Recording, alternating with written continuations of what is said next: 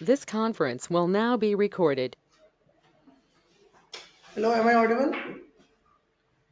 Yes, sir, definitely you are audible. Yes.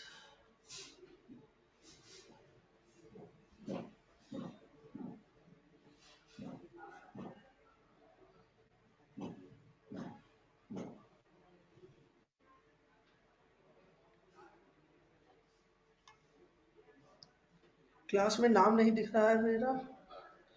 दिख तो रहा है क्लास में नाम, तुम्हारा नाम अवधेश है। और कौन सा नाम दिखाना चाह रहे हो? अवधेश नाम आ रहा है और क्या चाहिए? अवधेश आ रहा है, मुझे नाम दिख रहा है तुम्हारा। तो आई होप कि आपने ये टाबू कर लिया ना सब लोग ने। सबने जैंगो इंस्टॉल कर लिया प्रॉपर।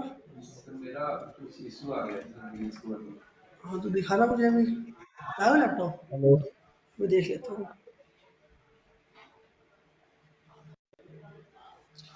हेलो।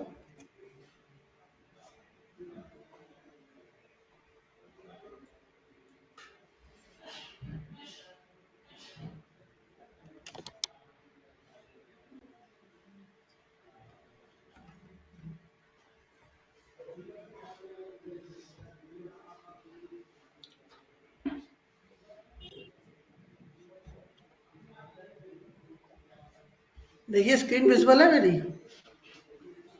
स्क्रीन शेयर हो गई है। Yes, sir.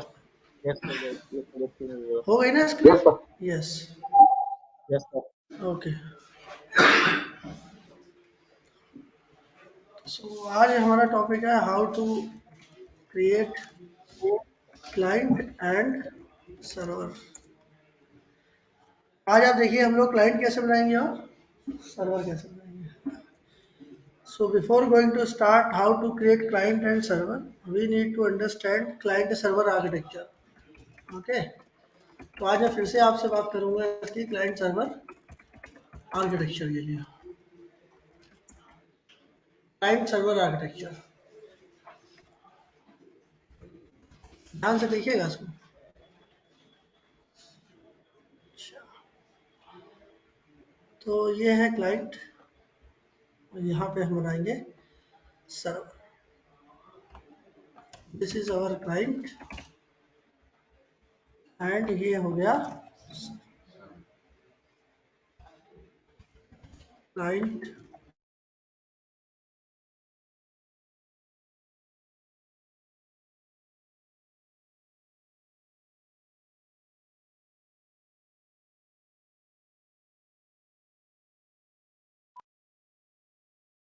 और आपकी वॉइस नहीं आ रही है।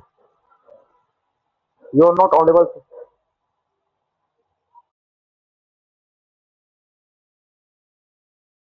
Yes, sir. Now you are not audible, sir.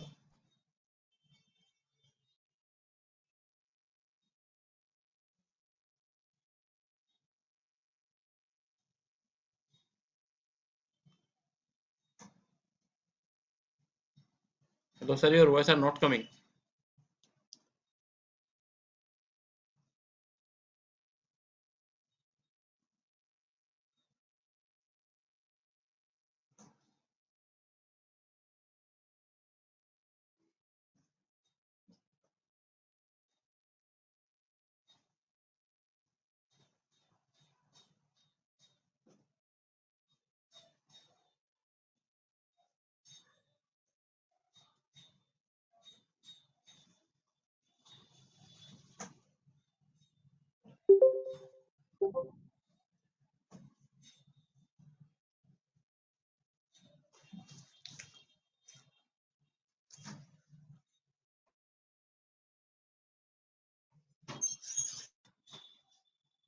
Hello, sir. Your voice are not coming properly.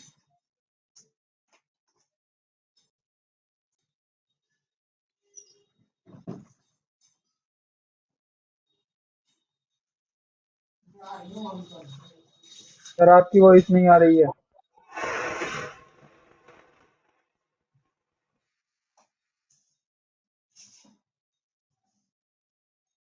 Hello.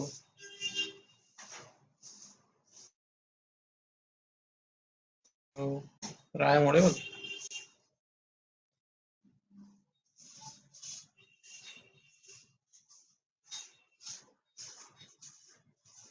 Sir, I am audible or not?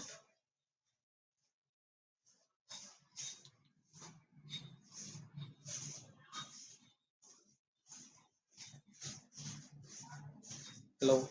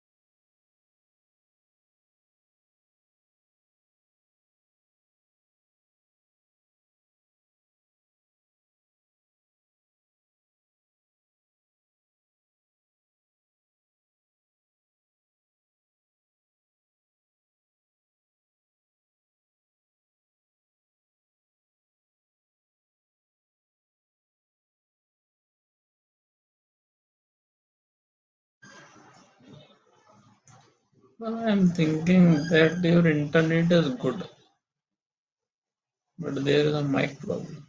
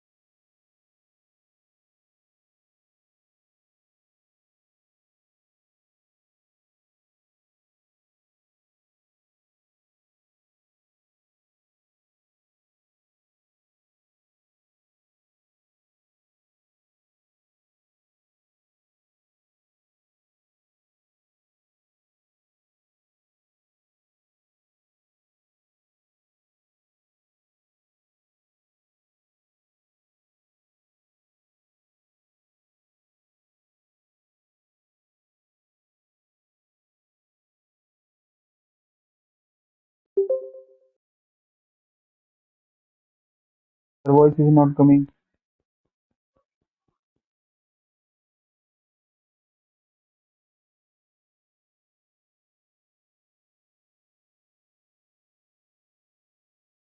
You are totally not ऐसे ही आ audible. जाएगा, जैसे दीपांशु बोल रहा है तो आ रही ना, आने जाने लगी। आई थिंक होने Yes, sir, अब Ali. आ रही ना voice? Yes, sir. Now, Yes, sir. now, yes, sir. Now, what's the आ रही ना, ब्लूटूथ में नहीं आ रही, इसमें आ रही ना, फ्री हो गया। हेलो दीपांशु, बोलो फिर Yes, से। sir. Yes, sir. Yes, sir. Yes, sir. Now you are audible. नहीं आ रही उनकी voice, Yes, sir. Voice are you? Laptop में जा रही है, What is ये the देखिए issue? डिफॉल्ट। हेलो, अब बोलना एक बार। Yes, sir. Yes, sir. Yes, sir. You are audible. Yes, sir. Now you are audible. Connect है ये ब्लूटूथ? देखिए यहाँ पे करिए, ये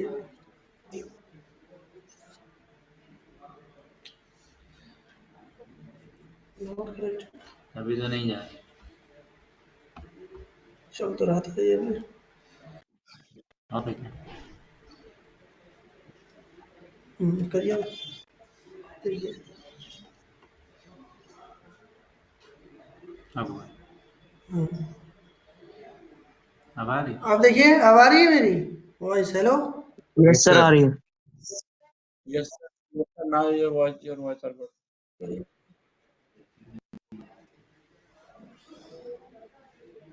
कम्युनिकेशन माइक्रोफोन करिए।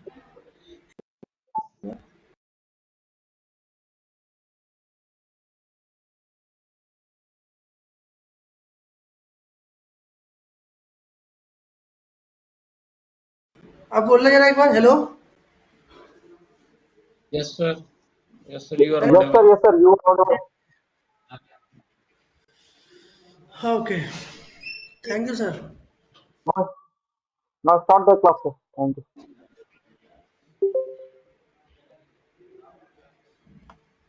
So how to create client and server? So first of all we need to understand how to create client and how to create server. हम लोग यहाँ पे थे ना, request and response. Server always response in the form of HTML, CSS and JavaScript. देखिए जब भी मैं क्लाइंट बोलता तो आप समझ जाया करिए कि Sir, क्लाइंट की यहीं बात से कर रहा start हूँ। हो इसके रहा था बाद topic. अभी यहीं से स्टार्ट है। Okay, sir. जब भी मैं क्लाइंट की बात करता हूँ तो क्लाइंट मतलब मैं बात कर रहा हूँ वेब ब्राउज़र की, ठीक है, क्योंकि वेब ब्राउज़र हमारा एक क्लाइंट सॉफ्टवेयर है। तो वेब ब्राउज़र पे जो क्लाइंट होता है वो ऐसा कुछ फॉर्म बनाता है, क्यों? और यहाँ पर मान लीजिए इंटर फर्स्ट नंबर, ये सब आप HTML के थ्रू बनाते हो। मान लीजिए आपने लिख दिया इंटर फर्स्ट नंबर, तो यहाँ लिख दिया इंटर सेकेंड नंबर, और यहाँ पे दिखा दिया आपने रिजल्ट, ठीक।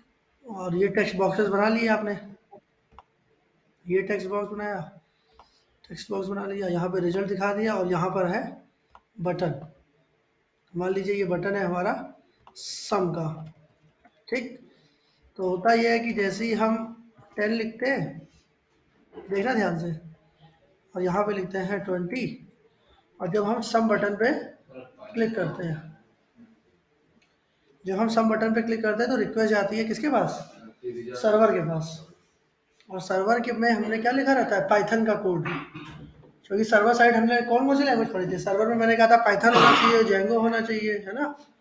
ये लगा था वो कहाँ चला गया? हाँ, अच्छा ऑनलाइन है,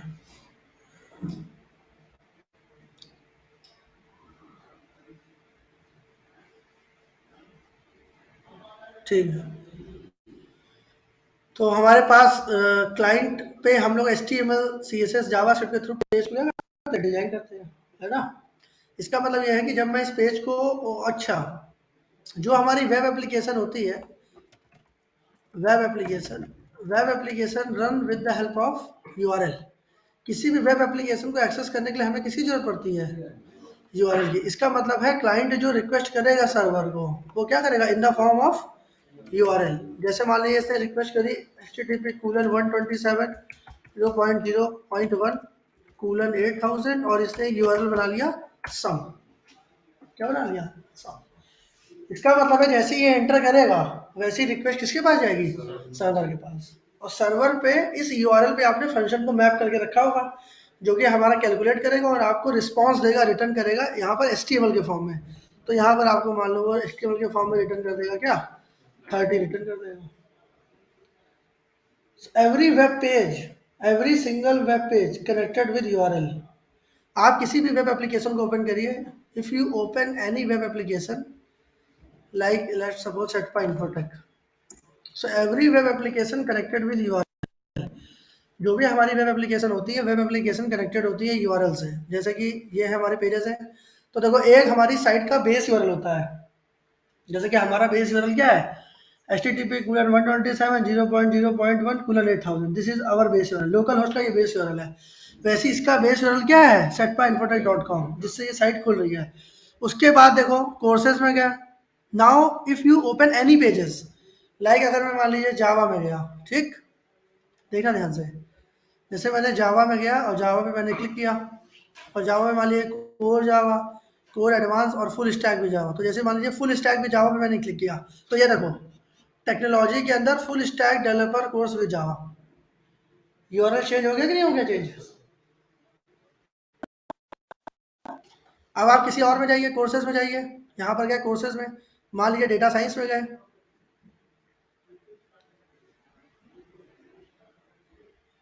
और डेटा साइंस में मान लीजिए data science using SAS training और इस पर क्लिक किया, फिर देखिएगा यूआरएल चेंज हो जाएगा। It means every page connected with unique URL. सारा का सारा जो पेज है वो एक यूआरएल से कनेक्टेड है।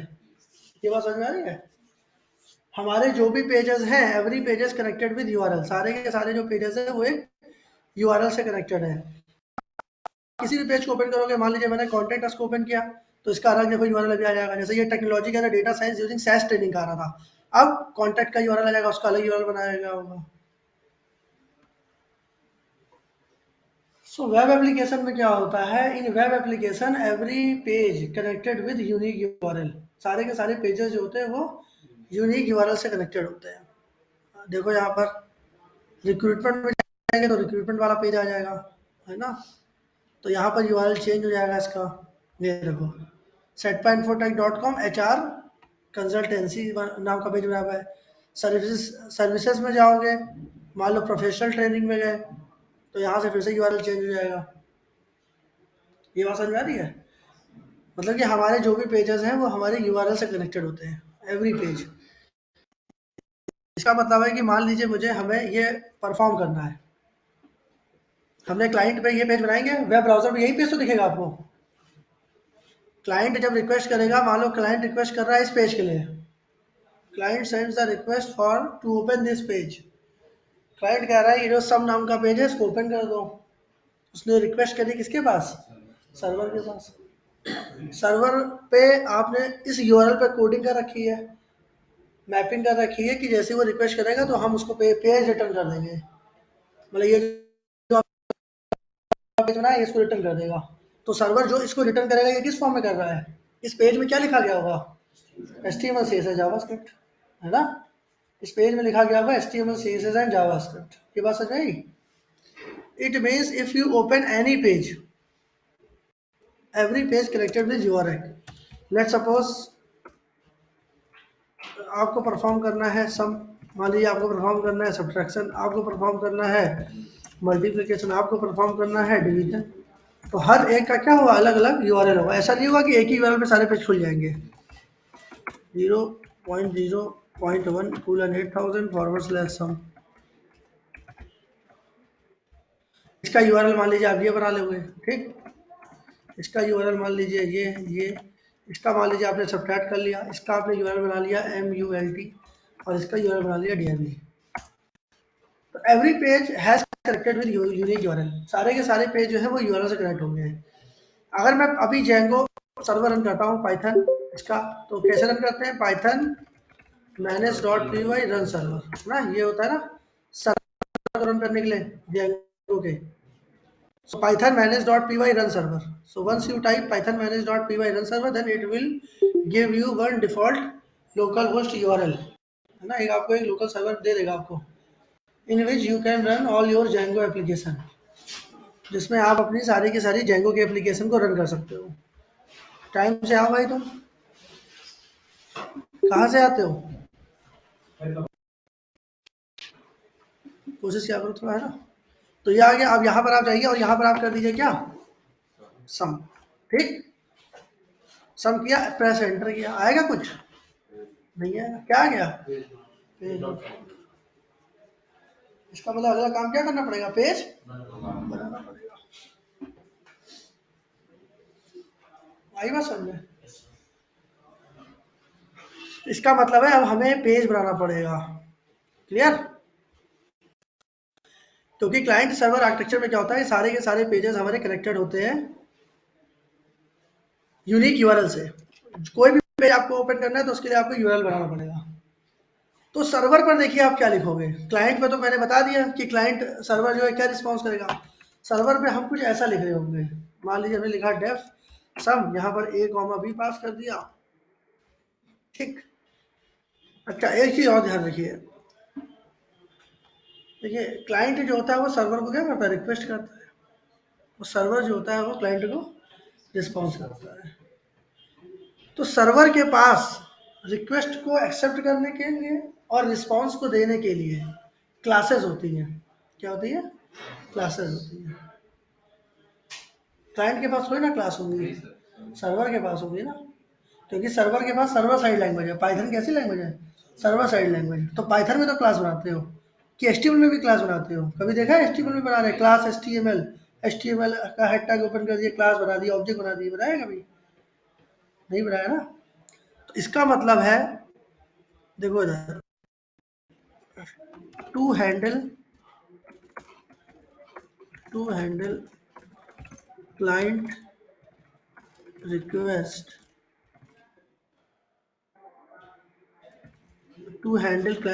server has by default classes to handle client request and to provide response. Okay, to handle client request and to provide response, server has by default classes. Server के पास क्या है? by default classes है। दो classes है server के पास। पहली class का नाम है http रिक्वेस्ट क्लास और दूसरी क्लास है हमारी http रिस्पॉन्स क्लास।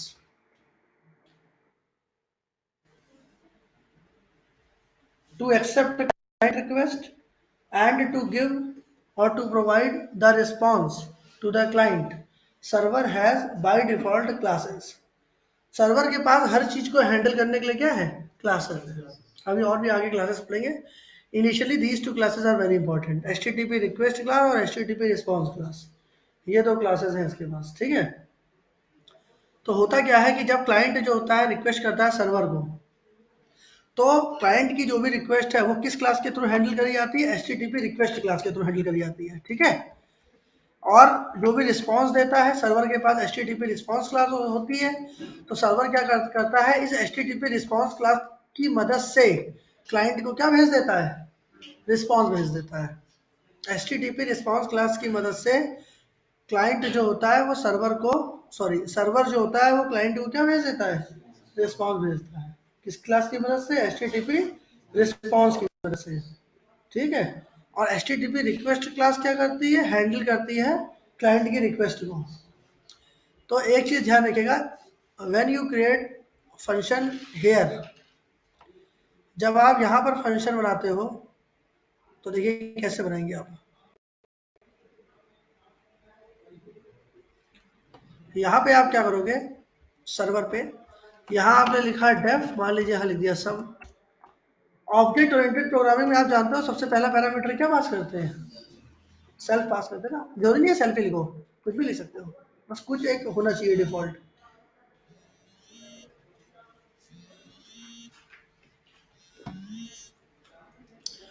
एक मिनट होल्ड करिएगा जरा।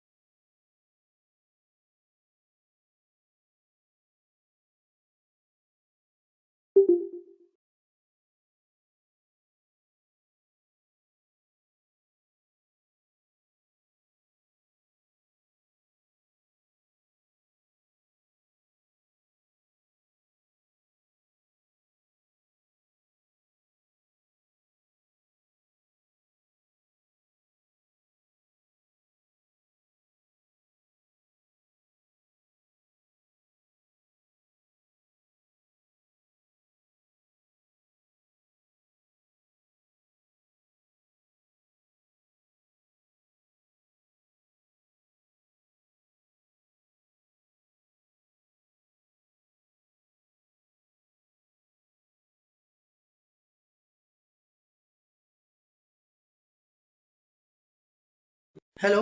हाँ, तो आप ऑब्जेक्ट ओरिएंटेड प्रोग्रामिंग में यहाँ पर क्या पास करते थे? सेल्फ। यहाँ पर हम लोग पास करते हैं रिक्वेस्ट। क्या पास करते हैं? ये रिक्वेस्ट है क्या? ये HTTP रिक्वेस्ट क्लास का ऑब्जेक्ट है। ये जो आपने इस फंक्शन के अंदर पास किया है ना, ये किस क्लास का ऑब्जेक्ट पास कर दिया? HTTP रिक्वेस्ट क्लास का ऑब्जेक्ट। अब देखो, रिक्वेस्ट जरूरी नहीं है लिखना, क्लास का ऑब्जेक्ट तो किसी भी नाम से हो सकता है। आप यहाँ पर ABC लिख दो, XYZ लिख दो, अपना नाम लिख दो, लेकिन रिकमेंडेशन ये कि रिक्वेस्ट लिखा जाता है। अभी मैं करके दिखाऊंगा, कोई भी नाम लिख दो, और यहाँ लिख दिया मैंने A कॉमा B, ठीक है। फिर यहाँ पर मैंने कर दिया रिटर्न A प्लस, ठीक। तो क्लाइंट जब रिक्वेस्ट करेगा with the help of URL, client sends the request to the server with the help of URL, ठीक है। जैसे लिखा उसने HTTP sum, तो ये जो रिक्वेस्ट है किसके पास गई? ये रिक्वेस्ट को कौन हैंडल करेगा? ये जो रिक्वेस्ट है, इसके पास रिक्वेस्ट आएगी, ये हैंडल करेगा इसको। और जैसी रिक्वेस्ट आई है वैसा वो क्या कर देगा? उसको रिस्पॉन्स कर देगा, मतलब रिटर्न कर देगा। तो रिटर्न में हम लोग यहाँ A प्लस भी नहीं लिखेंगे, क्योंकि अगर आप A प्लस भी लिखोगे तो सर्वर पर ही दिख जाएगा। आपको क्या करना है? HTML के फॉर्म में रिस्पॉन्स भेजना है किसको? क्लाइंट को। ये जो डेफ सम है, ये कैसी लैंग्वेज है? ये सर्वर साइड लैंग्वेज है। ये जो डेफ सम लिखा है, ये कैसी लैंग्वेज है? सर्वर। भैया इसको HTML में लिखोगे तो ये ऐसे ही प्रिंट करके दिखा देगा आपको। ये सर्वर साइड लैंग्वेज है, और सर्वर क्या करेगा? क्लाइंट को रिस्पॉन्स देगा। तो उसके लिए हमारे पास कौन सी क्लास है? HTTP रिस्पॉन्स, और ये यहाँ पर रिस्पॉन्स देता है ऐसे, तो क्लाइंट के पास रिस्पॉन्स चला जाता है। ये बात समझ में आई?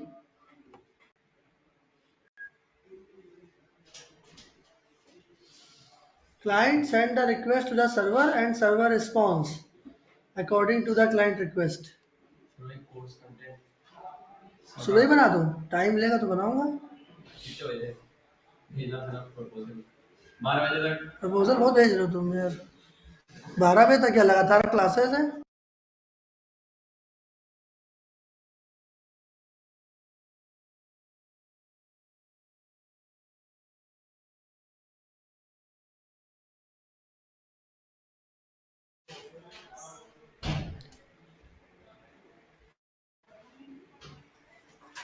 तो यहाँ पर सर्वर साइड में हमारे पास कौन कौन सी लैंग्वेज होनी चाहिए थी? सर्वर साइड में हमारे पास पाइथन होना चाहिए, है ना, जेंगो होना चाहिए। तो जब आप जेंगो इंस्टॉल कर लेते हो तो वो आपको ऑटोमेटिकली डेवलपमेंट सर्वर प्रोवाइड करता है। तो आपने यहाँ पाइथन का कोड लिखा, एक फंक्शन बनाया, और फंक्शन के अंदर पहला पैरामीटर आपने पास कर दिया रिक्वेस्ट। ये जो रिक्वेस्ट है, ये HTTP रिक्वेस्ट क्लास का ऑब्जेक्ट है। तो जो भी क्लाइंट जो भी रिक्वेस्ट करता है with the help of URL, वो सारी की सारी रिक्वेस्ट जो है ये HTTP रिक्वेस्ट क्लास हैंडल करती है, और उसके अकॉर्डिंग क्या करती है? रिस्पॉन्स भेजती है। तो ये जो HTTP रिस्पॉन्स क्लास है, ये रिस्पॉन्स भेजती है किसको? क्लाइंट को रिस्पॉन्स भेजती है। किसको रिस्पॉन्स भेजती है? क्लाइंट को। एक बार करके दिखाऊं तो समझ में आएगा आपको। तो आप सबसे पहले जाइए, जो भी आपको अभी लिखना है, आप जाइए यहाँ पर urs.py में। किसमें जाना है? urs.py में, ठीक। यहीं पर हम लोग URL बनाते हैं, और अभी हम यहीं पर ही फंक्शन बना लेते हैं, ठीक। तो यहाँ पर आइए, देखना ध्यान से। तो यहाँ आपने लिखा डेफ, और लिख दिया मान लो सम, और यहाँ लिख दिया रिक्वेस्ट, ठीक। और अभी अभी नहीं, अभी रिक्वेस्ट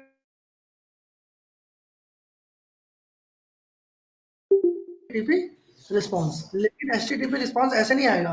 आपको HTTP रिस्पॉन्स को क्या करना पड़ेगा? इंपोर्ट करना पड़ेगा। क्या करना पड़ेगा? इंपोर्ट। तो उसके लिए हम लोग लिखते हैं from django.http import HTTP response. ये इंटेलिजेंस सपोर्ट करता है।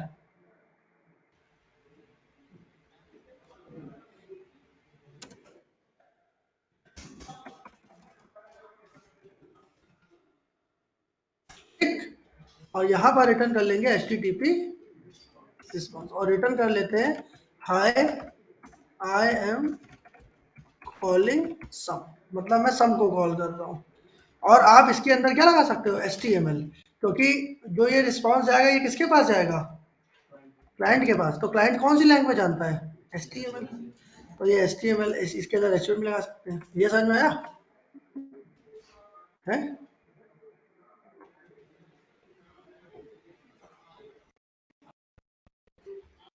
तो आपको लिखना पड़ेगा फ्रॉम django डॉट http, इसके अंदर होता है हमारा http रिस्पॉन्स क्लास। तो अभी हमारा सर्वर रन कर रहा है, रीलोडिंग हो रही है। अभी देखो, अभी रन करोगे तो क्या आ जाएगा, क्या आ जाएगा, हाय आई एम कॉलिंग, देखिएगा।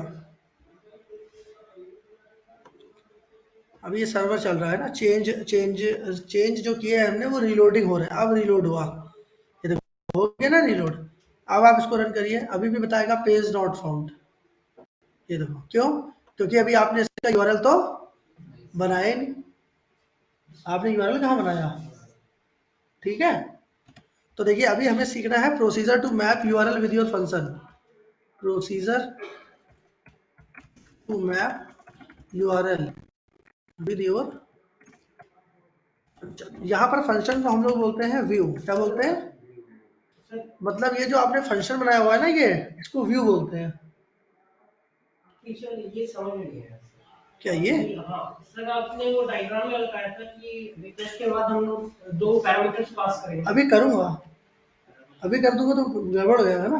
अभी आराम आराम से करूंगा, हर चीज़ का स्टेप होता है। डायरेक्ट कर दूंगा तो नहीं कर पाओगे काम। अभी करूंगा, पैरामीटर ही पास करूंगा, ठीक है। अभी नहीं किया ना फिलहाल, अभी ये लिख दिया, अभी इसमें देखो बस। अभी आगे पैरामीटर भी पास करूंगा। So procedure to map URL with your function. आप ये फंक्शन का क्या बनाना पड़ेगा आपको, यूआरएल बनाना पड़ेगा कि जब क्लाइंट यहाँ से रिक्वेस्ट करे तो इस फंक्शन के पास से रिक्वेस्ट जाए। तो उसके लिए मैप करने के लिए हमारे पास देखो ये होता है यूआरएल पैटर्न्स। जो भी आप यूआरएल बनाते हो, ये कहाँ बनाते हो, यूआरएल पैटर्न्स में। कहाँ पे बनाए जाते हैं यूआरएल, ये यूआरएल पैटर्न्स के अंदर। चलिए बताइए, what is the return type of URL patterns. इसका रिटर्न टाइप क्या है,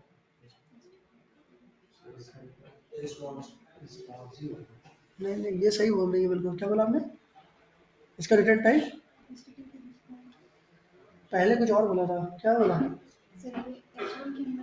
नहीं नहीं, मैं कह रहा हूँ इसका रिटर्न टाइप क्या है। रिटर्न टाइप समझे, जैसे मैंने लिखा a=5, तो इसका टाइप क्या है, रिटर्न टाइप क्या बताओगे, दिया बता दिया ना। तो इसका रिटर्न टाइप क्या है यूआरएल पैटर्न्स का, इंटीजर इंटीजर इंटीजर होगा सर रिटर्न टाइप। इंटीजर होगा यूआरएल पैटर्न्स का। What is the return type of URL patterns, tuple, कौन टपल, आप क्या रहे हो टपल,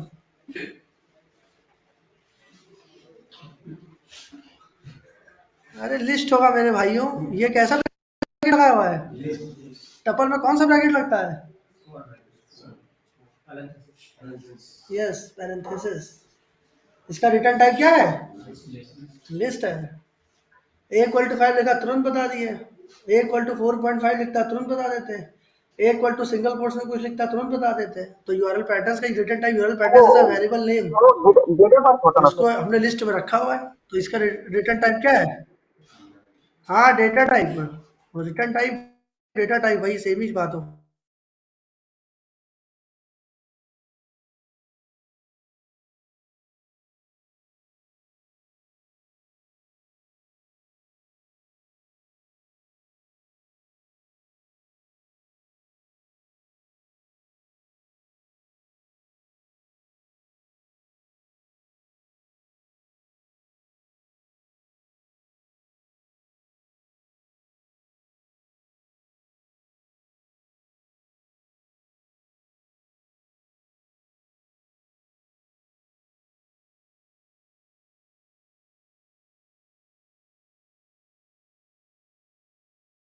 सर वॉइस नहीं आ रही सर।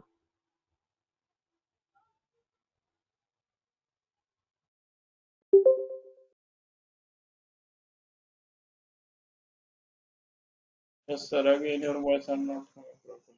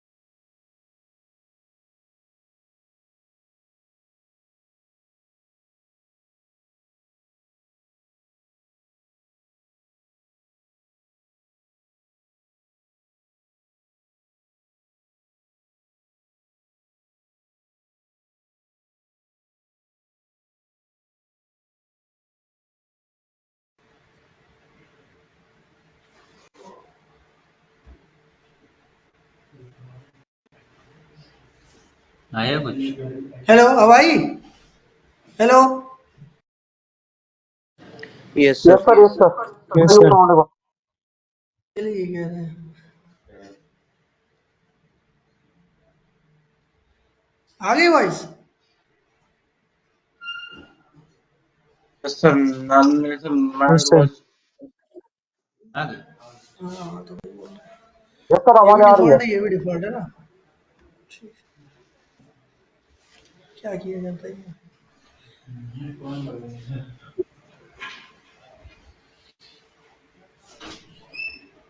तो हाँ, यहाँ पर हम लोग पाथ के अंदर हम लोग लिखते हैं यूआरएल मैपिंग और यहाँ लिखते हैं व्यू का नाम या फंक्शन का नाम। तो व्यू पहले आप समझिए, देखो व्यू क्या होता है। तो मैंने अभी आपको क्या बताया, व्यू हमारा क्या होता है, it is a special function. Sir, what are the logic behind that the URL patterns equal to? What are you saying, URL pattern equal Sir, to. yes, sir. I am sir. What are the logic behind that the URL patterns equal to? What are the logic? Yes, yes, just wait for a while, let me tell you each and everything, okay? Just give me 2 minutes. Okay, sir. Yes. Okay, sir. तो view हमारा क्या होता है, view it is a special function. View is a special function that always accept HTTP request class object. तो view जो होता है वो हमारा एक स्पेशल फंक्शन होता है। ये जो हमने व्यू बनाया है इसको हम लोग व्यू बोलते हैं। ये एक स्पेशल फंक्शन होता है जो हमेशा एक रिक्वेस्ट ऑब्जेक्ट एक्सेप्ट करता है ना। दैट ऑलवेज एक्सेप्ट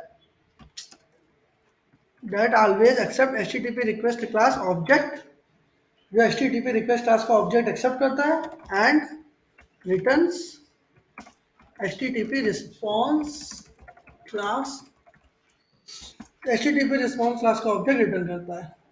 तो अगर कभी व्यू की डेफिनेशन पूछी जाए तो बस आपको यही बोलना है कि व्यू हमारा क्या है, एक स्पेशल फंक्शन है जो कि HTTP रिक्वेस्ट क्लास का ऑब्जेक्ट एक्सेप्ट करता है और रिटर्न करता है HTTP रिस्पॉन्स ऑब्जेक्ट।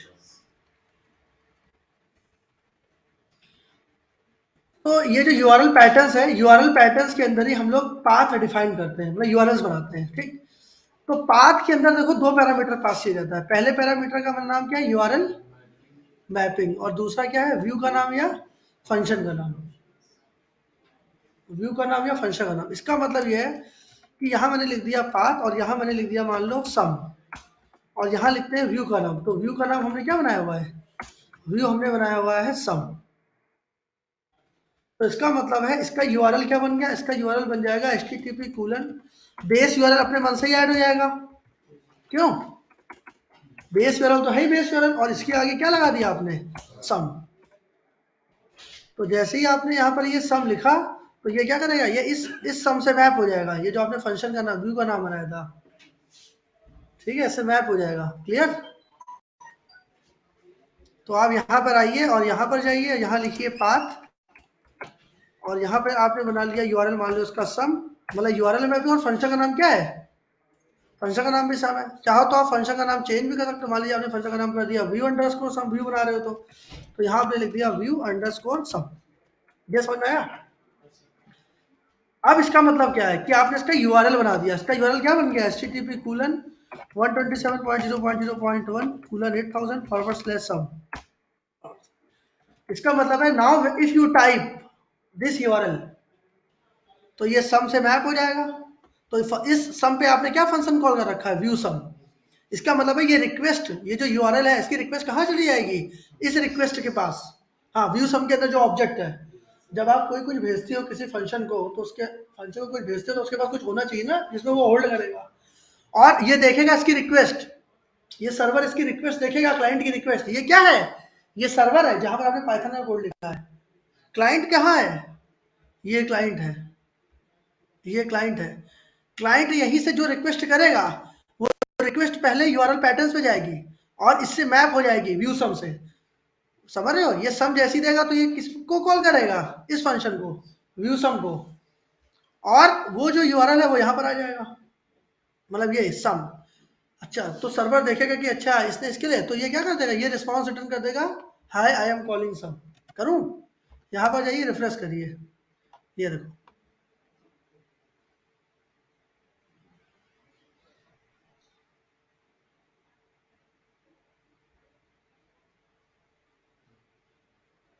जैसी रिक्वेस्ट करी, ठीक है, उस यहाँ पाथ के अंदर क्या पास करते हैं, यूआरएल मैपिंग और फंक्शन का नाम। यूआरएल मैपिंग मतलब जो आप यूआरएल बनाना चाहते हो। जैसे मैंने, आपका नाम क्या है? अमित। मैंने लिख दिया अमित, कंट्रोल एस किया। अब देखो ध्यान से समझो, मैंने यहाँ लिख दिया अमित, तो अब हमारा यूआरएल क्या बन गया, बेस यूआरएल के बाद क्या लिखना पड़ेगा, अमित। यही समझाने की कोशिश कर रहा हूँ। तो जैसे ही आप बेस यूआरएल के बाद अमित लिखोगे तो कौन सा फंक्शन कॉल होगा, व्यू सम, और ये रिक्वेस्ट यहाँ पर जाएगी। तो यूआरएल तो हमेशा वैसे बनाते हैं जैसा पेज होता है। देखो अभी नहीं आया, अब जैसे ही आपने क्या किया यहाँ पर अमित, अमित करोगे आ जाएगा। मतलब यूआरएल तो आप अपने अकॉर्डिंग बना सकते हो, जैसा आपको क्लाइंट कहेगा वैसा यूआरएल आपको बनाना है। अब आपने जैसे ही अमित किया, जैसे ही आपने अमित लिखा तो ये फंक्शन कॉल होगा इस फंक्शन पे। यहाँ पर लिखते हैं यूआरएल मैपिंग और यहाँ लिखते हैं फंक्शन का नाम। मतलब कि इस यूआरएल पे आपको किस फंक्शन को क्या करना है, मैप करना है। So it is decided by the programmer कि what is your URL, and when a client hit that URL, which page will be displayed to the browser, कौन सा पेज ब्राउजर पे डिस्प्ले होगा।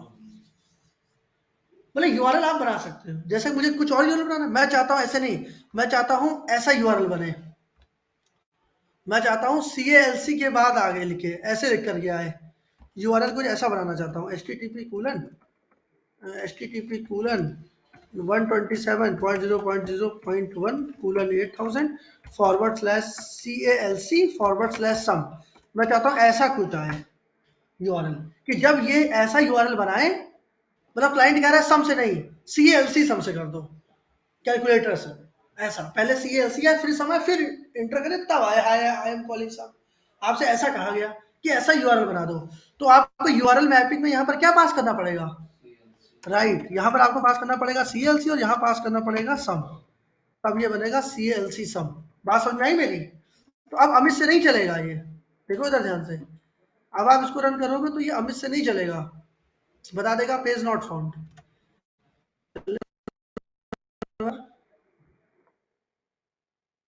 ये देखो पेज नॉट फाउंड। अब आपने क्या यूआरएल बनाया बताओ, CALC कहा है और आपने कहा सम। जैसे ही CALC सम करोगे, client sends the request to the server in the form of URL. Client, जो क्लाइंट हमारा क्या है, ब्राउजर क्लाइंट, क्लाइंट ने रिक्वेस्ट करी इस पेज के लिए। अब वो देखेगा भाई इस यूआरएल पे कोई फंक्शन आपने मैप भी किया है, तो सर्वर क्या है, ये सर्वर है। अरे देखो जो समझो, याद मत करो उसको, ये हमारा ब्राउजर क्या होता है, 10 बार बता चुका हूँ, क्लाइंट सर्वर चल रहा है पहले दिन से। वेब ब्राउजर को क्या बोलते हैं, क्लाइंट कौन कौन सी लैंग्वेज जानता है, HTML, CSS और जावास्क्रिप्ट। ये जो ये दिख रहा है जहां पर आपने डेफ व्यू सम लिखा हुआ है, ये क्या है, ये सर्वर है, ये क्लाइंट है, ये सर्वर है। क्लाइंट रिक्वेस्ट जैसी सर्वर पर करेगा, ठीक है, वो रिक्वेस्ट जो है ये पाथ के पास जाएगी पहले CALC सम, और ये देखेगा कि जैसी CALC आप सम देते हो तो इसमें आपने कौन से फंक्शन को मैप कर रखा है, तो आपने व्यू सम को कर रखा है। तो ये जो यूआरएल है ये रिक्वेस्ट के पास चला जाता है। मैंने अभी आपको बताया ना, क्लाइंट जो भी रिक्वेस्ट करता है उसके लिए उसके सर्वर के पास क्या है, हर चीज के लिए क्लासेस है। तो सर्वर के पास HTTP रिक्वेस्ट क्लास है, तो ये उस रिक्वेस्ट क्लास का ऑब्जेक्ट है। मतलब कि रिक्वेस्ट इक्वल टू ये यूआरएल उसने होल्ड कर लिया। जैसी उसने रिक्वेस्ट देखी, उसने क्या करा, तुरंत उसका रिस्पॉन्स भेजा। ये एंटर किया, उसने रिक्वेस्ट देखी, उसका रिस्पॉन्स भेज दिया, हाय आई एम कॉलिंग। ये रिक्वेस्ट यहाँ पर गई और इस पे आपने रिस्पॉन्स क्या, जो रिस्पॉन्स आप रिटर्न कराओगे वो रिस्पॉन्स दिखेगा। आपने हाई एम कॉलिंग सम दिखाया तो हाय आई एम कॉलिंग सम आ रहा है। अब जरूरी नहीं यहाँ रिक्वेस्ट ही लिखो, क्या नाम है आपका, निखिल। ये देखो, ये भी भ्रम मत पालना, कभी मान लो इंटरव्यू में घुमा दे आपको, आप तो कहोगे नहीं मैं रिक्वेस्ट ही लिखूंगा, तो कहेगा कि कल आना इंटरव्यू देने। हाँ, जैसे आपने CLC और सम आगे लिखा हो, जहाँ पे अमित लिखा है वहाँ पे भी लिखना जरूरी है।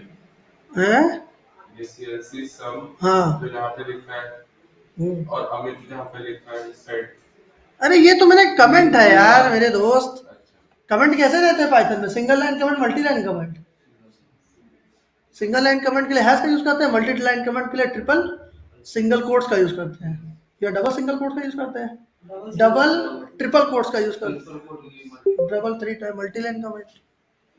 ये तो मैंने कमेंट, अभी इसका यूआरएल चेंज हो गया ना, ये तो मैं आपके समझ, अभी इसका यूआरएल क्या हो गया है, सीएलसी सम हो गया है।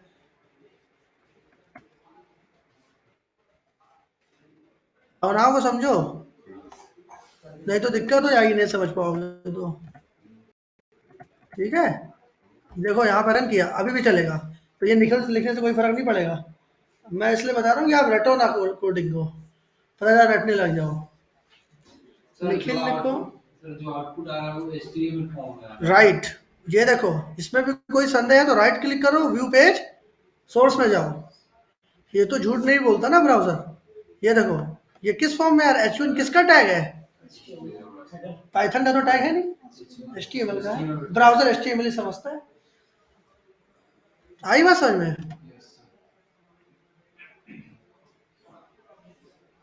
हेलो ऑनलाइन स्टूडेंट्स, आपको इसमें कोई डाउट है? Deepanshu, Tarun, Vibhor, Shweta, no sir. Clear? Yes sir. ये जो भी यूआरएल पैटर्न के अंदर ले गए वगैरह दोबारा एक्सप्लेन कर देंगे?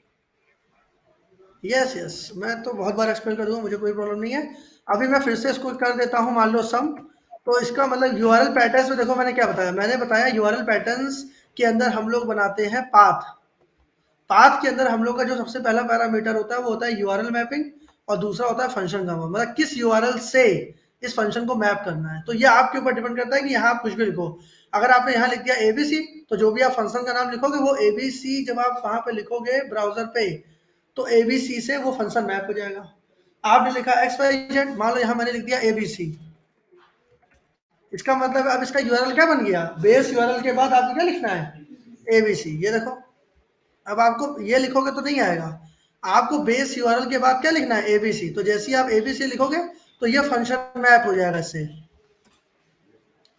देखिए ध्यान से, ये देखो अब बताएगा पेज नॉट फाउंड, है ना। तो अभी आपने इसको क्या मैप कर दिया, बेस यूआरएल के बाद एबीसी। तो जैसे ही एबीसी लिखोगे आ जाएगा। जो भी आप यहाँ पर यूआरएल मैपिंग लिखोगे उससे आपका फंक्शन का जो भी नाम होगा वो मैप हो जाएगा। और व्यू क्या होते हैं, मतलब फंक्शन व्यू या जो फंक्शन होते हैं वो क्या होता है, व्यू हमारे एक स्पेशल फंक्शन होता है that always accept HTTP request class object and return HTTP response, जो हमें एचटीटीपी रिस्पांस क्लास रिटर्न करता है, और रिक्वेस्ट क्लास क्या करता है, एक्सेप्ट करता है।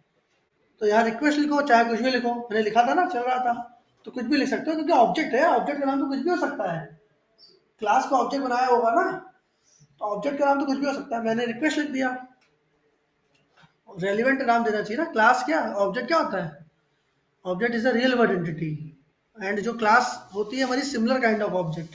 तो एचटीटीपी रिक्वेस्ट क्लास है तो similar kind of object request बना लो, ये तो बना दो डिफरेंट काइंड ऑफ ऑब्जेक्ट भी सकते हो, वो एरर थोड़ी ना मारेगा, लेकिन रूल कहता है कि similar kind of object. Clear? अब बताइए, अगर यहाँ एक्स वाई जेड कर दोगे तो क्या चलेगा, नहीं चलेगा।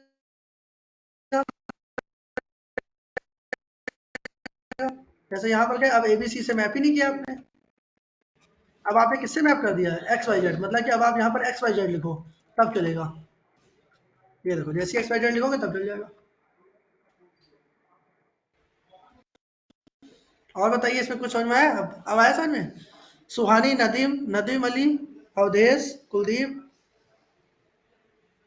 नदीम मेरे वीडियो की एक्सेस ले लेना आप, यस ठीक है, सर। एक क्लास हुई उसका है, उसको देखना तब क्लियर होगा आपको। श्वेता, विभोर, यस ठीक, Rahul, Deepanshu and yes sir. Tarun. Sir आगे लास्ट बढ़ो, वाला स्लैश देना जरूरी है? अब बात करता हूँ ए और बी की। अब उसको देखो, परेशान हो रहे हो तब से ए बी के लिए। हाँ जी बताइए क्या कह रहे हैं। हाँ, लास्ट वाला स्लैश देना मतलब रूल ये कहता है कि जरूरी है ना। मतलब जैसे देखो इन्होंने बना बनाया, ये एडमिन है ना, एक देखो इसके अंदर बना बनाया पाथ था ना, एक इसके अंदर बना बनाया पाथ था ना, तो उसने एडमिन के आगे ये स्लैश लगा रखा है ना, ऐसी तो बेस्ट प्रैक्टिस है कि अपना ऐसी रखा करो, है ना। ठीक है, आगे बढ़ूं। तो अभी देखो इसमें अभी हमको दो पैरामीटर। हाँ हेलो सर। हाँ बताइए। सर वो हाँ, डेव व्यू रिक्वेस्ट था ना सर, एक बार उसको एक्सप्लेन कर दीजिएगा प्लीज। किसको? डेव व्यू सम रिक्वेस्ट, तो हाँ उसी पे सर, जहाँ करता रखो, हाँ उसी पे। ये देखो, ऑब्जेक्ट ओरिएंटेड प्रोग्रामिंग में जब आप फंक्शन बनाते थे तो इसके अंदर क्या लिखते थे? डिफॉल्ट पैरामीटर सेल्फ लिखते थे, ठीक। यहाँ पर हम लोग लिखते हैं रिक्वेस्ट, और ये रिक्वेस्ट है क्या? ये HTTP रिक्वेस्ट क्लास का ऑब्जेक्ट है। ये रिक्वेस्ट जो है HTTP रिक्वेस्ट क्लास का ऑब्जेक्ट है। क्लाइंट जो होता है वो रिक्वेस्ट करता है पेज के लिए। क्लाइंट ने मान लीजिए रिक्वेस्ट करी, तो ये रिक्वेस्ट जो होगी सर्वर के पास जाएगी। तो सर्वर के पास उस रिक्वेस्ट को एक्सेप्ट करने के लिए कुछ होना चाहिए ना, जिसमें वो आपकी रिक्वेस्ट को हैंडल करेगा। अगर उसके पास है ही नहीं तो वो रिक्वेस्ट ही नहीं हैंडल कर पाएगा। तो सर्वर के पास हर चीज को हैंडल करने का क्या है? बनी बनाई क्लासेस है। तो क्लाइंट जब सर्वर को रिक्वेस्ट करता है तो रिक्वेस्ट कहता है कोई बात नहीं भाई, तू रिक्वेस्ट कर लो, मेरे पास, मैं तो बहुत पावरफुल हूँ, मेरे पास HTTP रिक्वेस्ट क्लास है और मैंने उसको ऑब्जेक्ट बना रखा है। तो जो भी तुम रिक्वेस्ट करोगे वो उस ऑब्जेक्ट में आ जाएगी और वो उसके अकॉर्डिंग आपको क्या करेगा? देखेगा और रिस्पॉन्स कर देगा। तो इसीलिए जो भी क्लाइंट यहाँ से रिक्वेस्ट करता है वो रिक्वेस्ट जो है यहाँ पर आती है और उसके अकॉर्डिंग वो क्या करता है? रिस्पॉन्स कर देता है। सर तो जो मैं भी ये क्लाइंट यहाँ से रिक्वेस्ट, क्लाइंट का पार्ट है, इस सर्वर का पार्ट है सर। क्या कह रहे हैं, क्या पूछ रहे हैं? मैं ये पूछना चाह रहा हूँ सर कि वो क्लाइंट का हिस्सा या सर्वर का हिस्सा है सर? वो जो मैं लिखा हूँ def view request return HTTP response है। नहीं नहीं, ये तो आप बताओ, ये क्लाइंट का पार्ट है या सर्वर का पार्ट है? ये कौन सी लैंग्वेज है? HTML लिखा है या आपने पाइथन लिखा हुआ है? सर HTML है सर। ये डेफ, अरे यार ये डेफ व्यू सम, ये क्लाइंट है, ठीक है। ये यहाँ पर क्लाइंट है, ये सर्वर है। यहाँ पर जो भी आप लिख रहे हो ये पूरा सर्वर है। यहाँ पर सर्वर साइड लैंग्वेज लिखी जा रही है। Okay sir. डेफ जो है वो सर्वर का पार्ट है यार। पाइथन कैसी लैंग्वेज है? सर्वर साइड लैंग्वेज है ना। तो पाइथन में फंक्शन कैसे बनाया जाता है? डेफ का यूज करके बनाया जाता है। तो वही बना दिया मैंने। आगे बढ़े, ए और बी। तो देखिए अभी मैंने यहाँ पर लिखा था ए और बी, इसकी बात करते हैं हम। तो आप देखो अब यहाँ पर मैंने लिख दिया कॉमा ए कॉमा बी, ठीक। कंट्रोल एस किया और मान लीजिए मैं इसका अभी रेलिवेंट यूआरएल बना देता हूँ। मतलब मैं बेस यूआरएल के बाद जैसे ही सम लिखूंगा तो इसका यूआरएल आपने क्या बना दिया बताओ? मैं कमेंट जानबूझ के कर देता हूँ कि आपको याद हो जाए। इसका यूआरएल है http://:8000/sum, यही तो है यूआरएल। तो जब आप ये यूआरएल टाइप करोगे तो ये फंक्शन कॉल हो जाएगा, कौन सा? व्यू सम। तो देखिए आप यहाँ पर गए XYZ किया तो नहीं होगा, इसके लिए आपने यूआरएल चेंज कर दिया, आपने क्या बना दिया? सम। तो अब आप जब सम करोगे तो भी नहीं होगा। ऐसी कभी एरर देखी है अपने जीवन काल में आपने पाइथन पढ़ते समय? नहीं देखी, मैं मान ही नहीं सकता। आपने पढ़ा होगा types of argument, required argument, positional argument, default argument, variable length argument, 5 तरह के आर्गुमेंट होते हैं, पढ़े? तो ये कैसा आर्गुमेंट है? क्या एरर आई है? Positional argument. नहीं पढ़े तो आप जाना गूगल पे सर्च करना टाइप, सुन लो पहले। अगर नहीं पढ़े तो आज घर पे जाना गूगल पे लिखना types of argument in Python, 5 तरह के आर्गुमेंट आएंगे, 5 को पढ़ के नोट्स बना लेना। हाँ अब आप बोलो। हाँ जी, क्या कह रहे हैं आप?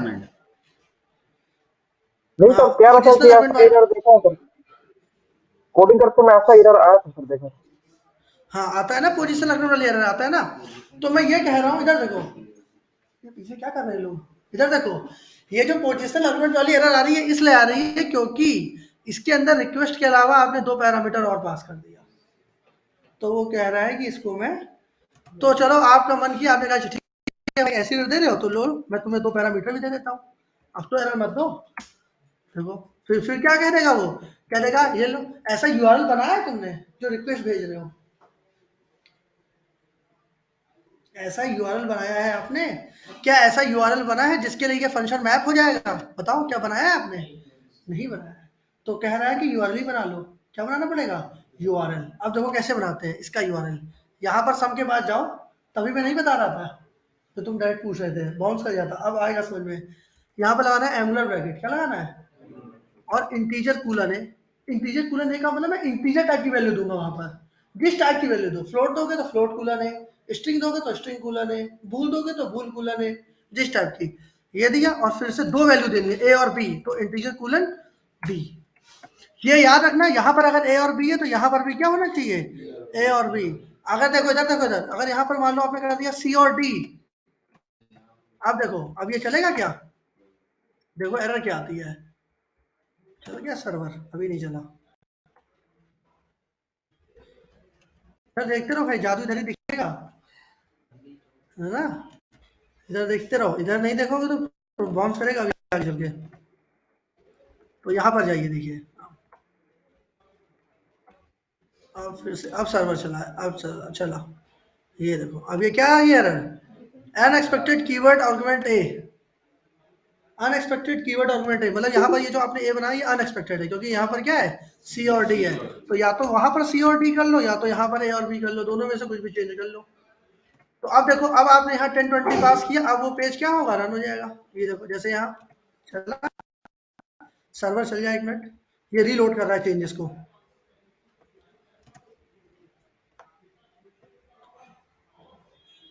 तो जो भी आप अब चल गया, अब रन करिए, आ गया हाय आई एम कॉलिंग सम। अब देखो, अब आप इसका सम देखना भी चाहते हो तो क्या करो, यहाँ पर hi I am calling sum equal to लगा लो, और यहाँ लिख दो प्लस, और यहाँ क्या लिख दोगे, ए प्लस बी। ये देखो कंट्रोल एस, और इसको कर दिया रिफ्रेश, तो sum equal to 10 plus 20, 10 plus 20 का सम कितना आएगा, 30 आ जाएगा। मेरी सर्वर चल जाए, हाँ जो भी, रिकॉर्डिंग भी चल रही है।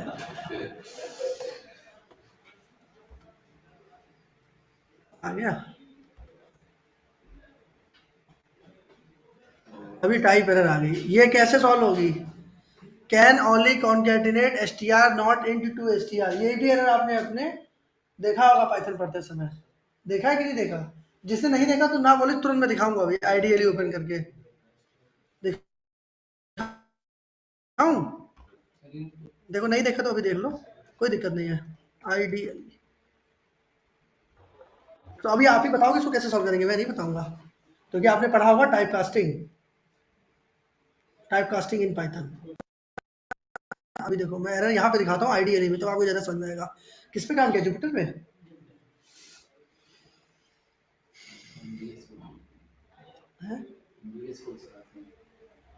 मनोज सर वीएस कोड चलाते हैं, अंकित सर शायद जुपिटर चलाते हैं, और अंकित सर भी तो जुपिटर चलाते हैं। हम आईडिया, हम पढ़ाते तो आईडियली चलाते हैं सबसे ज्यादा। ये जैसे अभी हमने लिखा, ये आ गया, अब देखो वही वाली एरर आ गई, ये देखो, ये देखो अनसपोर्टेड प्लस इंटेंट एसटीआर, देखो यही आ रही है यहाँ पर, एसटीआर नॉट इंट एसटीआर। तो आपने एक पैरा पढ़ा होगा, एसटीआर पढ़ा है, जैसे अगर आपको यहाँ पर, देखो यहीं पर ही मैं कर देता हूँ, ये जो है हमारा, ये हमारा किस में है, ये स्ट्रिंग में है, और ये जो ए प्लस बी है ये किस में है, ये इंटीजर में है। तो यहाँ पर आपको क्या लिखना पड़ेगा, क्या लिखूंगा, एस टी आर, ये पढ़ा है, बस एस टी आर फंक्शन है, लिख दो बस, रन करो, सर्वर चल जाने दो। ये बात समझ में आई कि नहीं आई, आई समझ में, ये देखो हाय आई एम कॉलिंग सम की वैल्यू कितनी आ गई, 30 आ गई। तो H1 टैग यहाँ पे बंद है ना, वहां करना चाहते हो, कॉपी कट और यहाँ पर बंद कर दो, प्लस डबल कोट्स, और H1 टैग को कहाँ बंद कर दो, यहाँ पर, कंट्रोल एस, अब रिफ्रेश कर लो।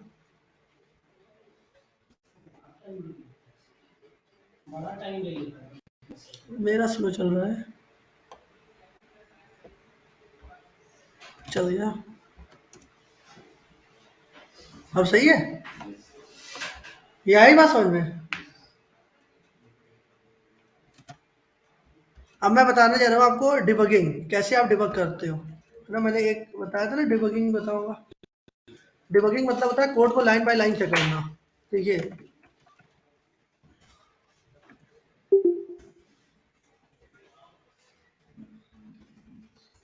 कैसे आप डिबगिंग करोगे VS कोड में, कुछ नहीं करना है, यहाँ पर जाइएगा, ये आ रहा है रन एंड डिबग, ये ऑनलाइन देख रहे हैं आप लोग? हेलो, नहीं नहीं, जा रही है आवाज मेरी? Yes, आ sir. रही है ना मेरी voice? Yes, sir. Yes, sir. अब तो संदेह होने लगा वॉइस भी जा रही है कि नहीं। हाँ यार, इतनी बार हो गया कि लग ही नहीं रहा है कि वॉइस जा रही। तो यहाँ पर आप जाइएगा रन एंड डिबग में। कहाँ जाइएगा? और रन एंड डिबग में जाने से पहले था, देखो क्या करना है आपको, यहाँ पे ब्रेक पॉइंट लगाना है। क्या लगाना है? Break point.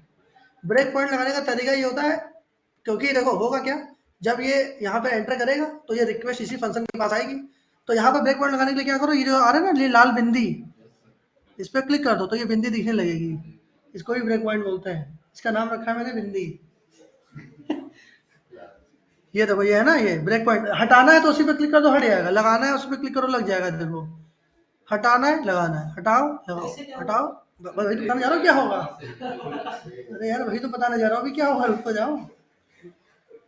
इससे ये होगा, जब डिबगिंग होगी तो यहीं पे आगे रुकेगा जहाँ बिंदी लगा दिया आपने। आगे नहीं बढ़ेगा, डायरेक्ट दिखाएगा क्या वैल्यू गई। तो यहाँ से लगाना है, यहीं पे हटाना है। जहाँ पे लगाना है वहीं पर क्लिक कर दो और फिर से क्लिक करोगे, हट जाएगा। लगा, हटा, लगा, हटा, बस यही होगा। समझ गए? तो यहाँ से आप जाइए रन एंड डिबग। देखो, इसको थोड़ा सा मैं मिनिमाइज करता हूँ। अब दिख रहा है क्लियर? तो यहाँ से आप जाइएगा रन एंड डिबग। तो पहली बार जब आप रन एंड डिबग में जाओगे तो यहाँ से आपको बोलेगा कि यहीं पर क्लिक कर लेना रन एंड डिबग में, ठीक। तो जैसे ही आप यहाँ पे रन एंड डिबग करोगे तो अब आप बताइए किस पे जाऊँगा मैं? पाइथन फाइल में जाऊँ, मॉड्यूल में जाऊँ, रिमोट अटैचमेंट, जेंगो में जाऊँ, फास्ट एपीआई, फ्लास्क या पिरामिड? किस में जाऊँगा मैं? जेंगो। पाइथन में नहीं, जेंगो में जाऊँगा। ये लिखा हो ना, लॉन्च एंड डिबग। ये पहली बार ही बस करना रहता है, बार बार नहीं, जब पहली बार डिबग करते हैं। तो यहाँ पर जाइएगा, क्या करना है समझ गए? यहाँ से जाना है रन एंड डिबग में। फिर से रन एंड डिबग में जब आप इस पर क्लिक करोगे तो ये आ जाता है, और यहाँ से आप जाओगे जेंगो में। इस पर क्लिक कर लीजिए जेंगो पे। तो अब ये डिबग, अभी ये थोड़ा सा टाइम लेगा और फिर ये डिबग हो जाएगा। तो जैसे ये डिबग होगा, ये यहाँ पर येलो मतलब यहीं पर आके रुक जाएगा, देखिएगा। अभी ये चल रहा है, ठीक है। देखो, ये प्रोसेसिंग हो रही है ऊपर, देख रहे हो? अभी थोड़ा टाइम लेगा ये। अब चल रहा है टर्मिनल, देखो चेंज हो गया। ये पाइथन डिबगिंग वाला टर्मिनल आ गया, देख रहे हो? यहाँ पर पाइथन था, यहाँ पर लिख रहा है पाइथन डिबगिंग। ये डिबगिंग का आ गया।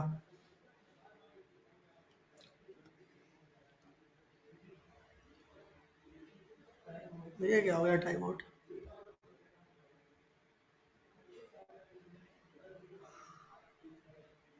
फिर से जाओ रन एंड डिबग में। No connection could be made, the target machine actively refused it. Control C, इसको ब्रेक कर लो पहले, है ना? ये जो सर्वर चल रहा है इसको भी ब्रेक कर, बंद कर लो। और फिर से आप क्लिक करो लॉन्च वेब एप्लीकेशन। ये लॉन्च डॉट जेसन वाली एक फाइल बन जाती है। अब बनी है फाइल, है ना? ये पहली बार बस करना है। जब आप पहली बार करोगे ना तो पहली बार ही बनती है, पहली बार के लिए करना रहता है। अब ये बन गया, बार बार इसको बनाने की जरूरत नहीं। अब ये हमारा डिबगिंग मोड में ओपन हो रहा है। अभी ओपन हुआ नहीं, अभी हो रहा है ये। अभी ये रन सर्वर अभी चला नहीं है, अभी ये चलेगा। और देखो, जब ये हुआ तो यहाँ पे देखो बहुत सारे ऑप्शन आ गए। देखो, वॉच विंडो आ गई, कॉल स्टैक आ गया, ब्रेक पॉइंट आ गया।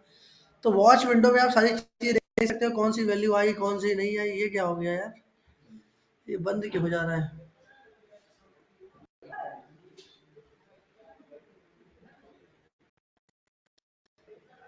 Run and debug, run and debug.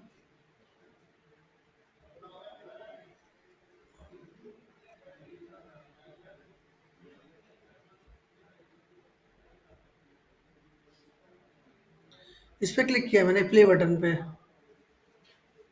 यहाँ पर ये जब आप रन एंड डिबग करते हो तो ये सर्वर जो है ये ऑटोमेटिक चलाता है। हमें मतलब Python manage dot P Y run server करने की जरूरत नहीं होती। ये चला रहा है लेकिन ये रुक जा रहा है। देखो, अभी फिर से आ गया ना manage dot P Y run server. तो एक बार आप क्या करो, ब्राउजर पर जाओ और इसको रिफ्रेश करो। तो देखिए जरा हमारा ब्रेक पॉइंट यहाँ पर आता है कि नहीं, ये urls.py में। यहाँ पर आके रुक जाना चाहिए। ये जो यहाँ पर मैंने लगाया हुआ है ना, ये चल नहीं रहा है मेरे में, टाइम आउट हो जा रहा है। ये क्या time out, waiting for your debugger to spawn. एक मिनट, इसको बंद करते हैं। फिर से टर्मिनल में जाओ, न्यू टर्मिनल।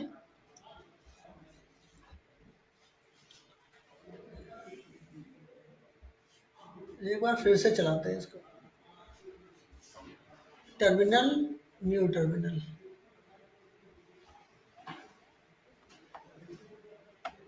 और यहाँ पे जाते हैं रन एंड डिबग।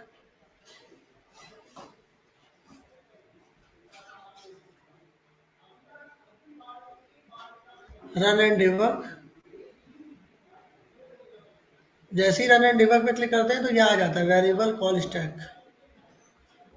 अभी चल रहा है ये।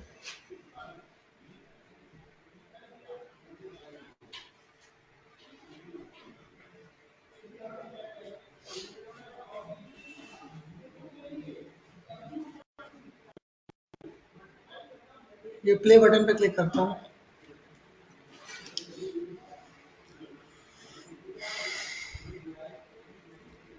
यहाँ पर देखिए ये विंडो चेंज हो जाती है, ये पाइथन डिबगर वाली है, और ये सर्वर अपने आप चलाता है।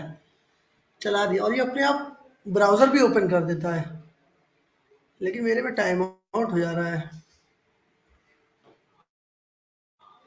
ये अपने मन से ब्राउज़र भी ओपन करता है। इस बार देखते हैं, वो लॉन्च सेटिंग वाली फाइल में गड़बड़ हुआ है।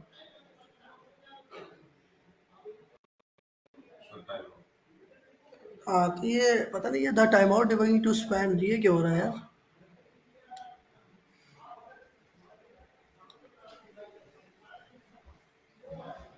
एरर क्या आ रही थी यहाँ पर, कुछ टाइमिंग का है क्या।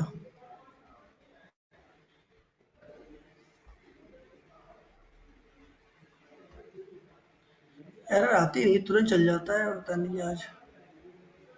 एक बार और चेक करता हूँ।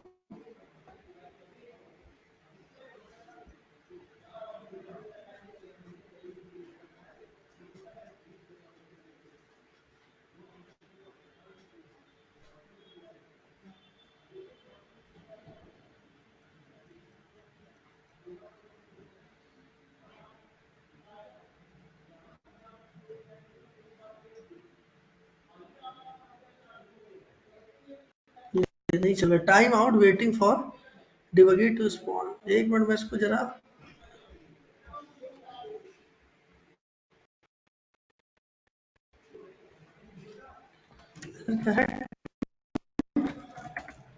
आउट वेटिंग फॉर,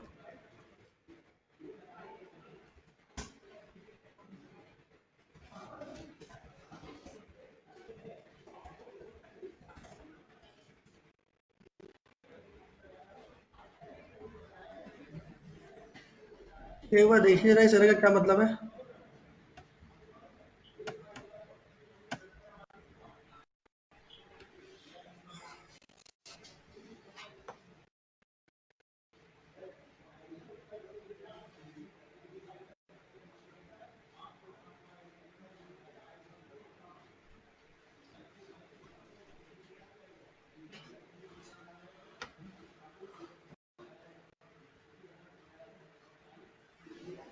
ये बता रहा था Python version is conflict with Python debugger version, change and older Python debugger version और पाइथन वर्जन।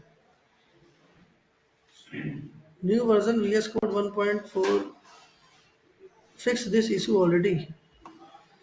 बता रहा है VS Code को आप अपडेट कर लीजिए जैसे। अच्छा, यही आ रहा है। नहीं, ये कहाँ आ रहा है, कुछ और एरर है ना। हम्म,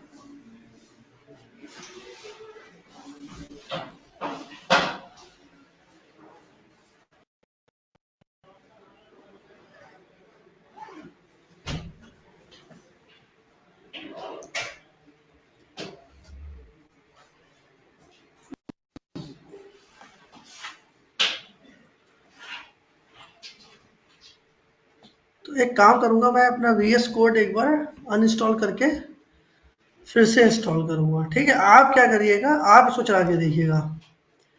करिएगा क्या, डिबगिंग करने के लिए urls.py में जाना, यहाँ पर लगा लेना वही, और यहाँ से जाना रन एंड डिबग में, फिर वहाँ से चले जाना जेंगो में। और आपसे नहीं होगा तो मैं मंडे को कर दूंगा ना इसको, मैं VS कोड को दोबारा इंस्टॉल अभी कर लूंगा इसको अनइंस्टॉल करके। ठीक है, क्योंकि मैंने पाइथन का वर्जन अपडेट किया था लेकिन VS कोड मेरा पुराना ही है।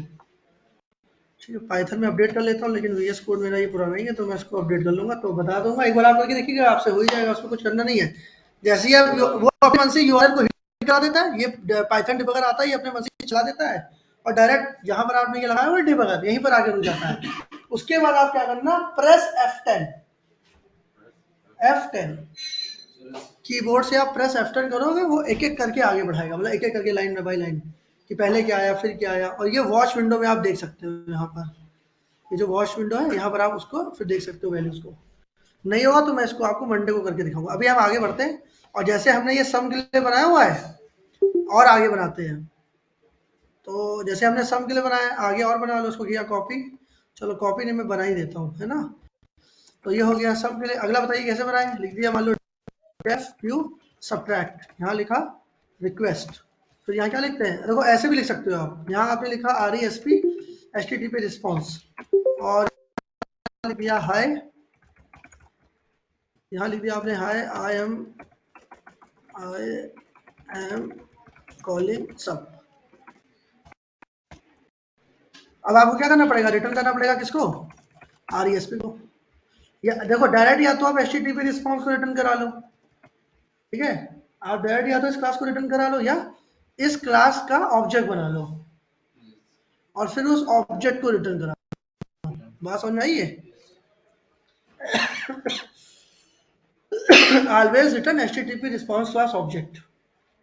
अब इसका क्या बनाना पड़ेगा हमें, पाथ, ऐसे तो ये चलने वाला नहीं है, तो यहाँ पर आपको देना पड़ेगा कॉमा और फिर पाथ। मान लीजिए मैंने इसके लिए बना लिया SUB, और यहाँ लगाएंगे कॉमा, यहाँ लिखेंगे व्यू सब, ठीक, Ctrl+S। तो अब आप फिर से सर्वर चलाओ, पाइथन manage.py रन सर्वर, ठीक है। तो आपने लिखा पाइथन manage.py रन सर्वर। तो जब आप सम के बाद दो पैरामीटर दोगे इंटीजर टाइप के, तब हमारा सम वाला फंक्शन मैप हो जाएगा।